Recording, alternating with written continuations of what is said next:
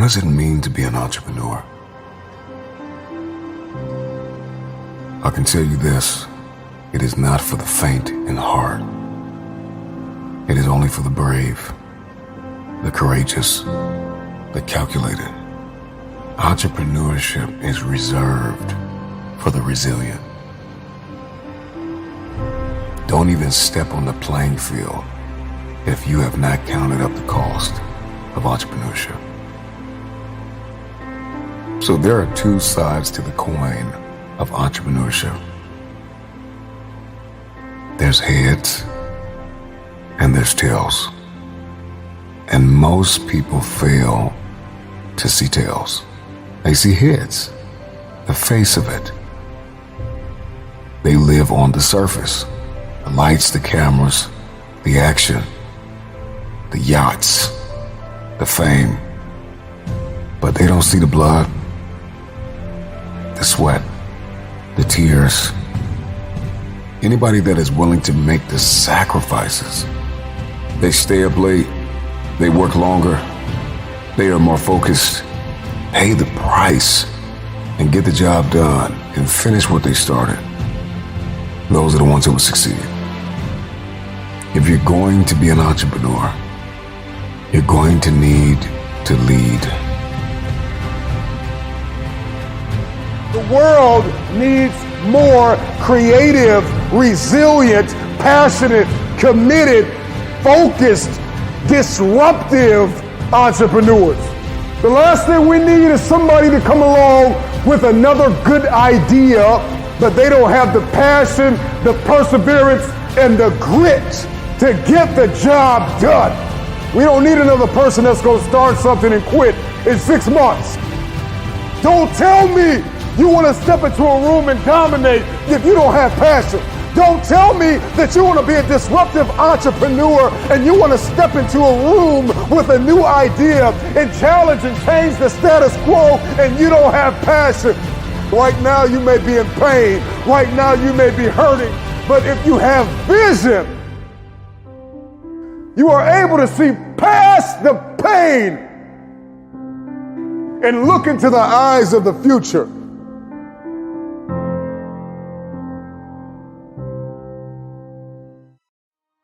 Your perspective can either become your prison or your passport.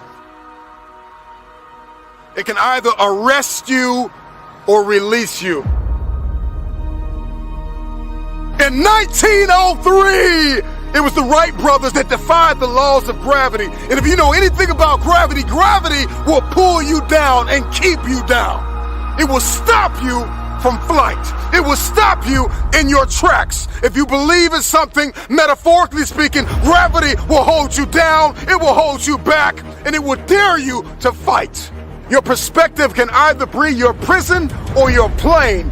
I don't know about you, but today I made the decision to defy the laws of gravity. The first successful heavier than air powered aircraft was designed and built by the Wright brothers. They flew it 4 times on December 17, 1903, near Kill Devil Hills, about 4 miles. I believe possibility is destiny, and it is fear that keeps us arrested and apprehended by the spirit of impossibility. I'm gonna tell you this right now, and nobody else is gonna tell you this. Impossible is a spirit. And you've got to arrest that spirit or it will arrest you. Impossibility is like a soda fountain, the easy way out, the path of least resistance, because to say something is impossible, to give up, to cop out, to fill your cup of carbonated excuses, it tastes good, but it doesn't sit well as it goes down into your system. To remove the 2 letters is the grit of existence, the binding faith of hope to your chest and letting your heart beat. You gotta rewrite the code, you gotta rewrite the script. Calling all reformers, I'm calling all innovators, I'm calling all game changers, I'm calling all world shakers, I'm calling all city shifters, I'm calling everybody that has an inkling of faith in themselves, I'm calling everybody inherit the future. If you're not where you want to be financially, if you're not where you want to be emotionally, if you're not where you want to be physically, relationally, socially, 10 times out of 10, it is because you have settled in a place called convenience. Here's what I need you to do. I need you to admit the fact that you've gotten lazy. I'm gonna tell you this right now. Some praise can be poison.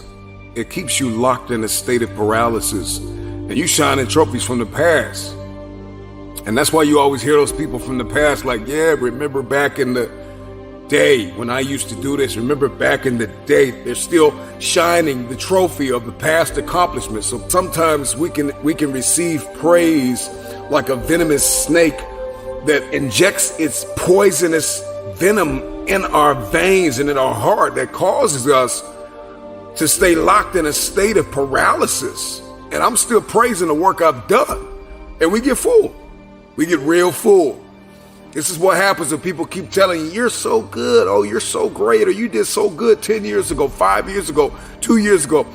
If you continue to believe that your best work is behind you, then you will never achieve what is ahead of you. Go ask any athlete, actor, musician, philanthropist, athlete, it doesn't matter. You ask anybody who is a champion, and the difference between them and their opponent is they were more hungry for it. I don't care if you got to listen to me 1,000 times. I need you to get crystal clear about your future. Because the only reason why you are here, the only reason why you're alive is because you have work to do. And you got to figure out, why on earth are you here? What is your destiny? What is the dream that God has given you? You got to have like a shark mentality, because if a shark swims backward, it dies.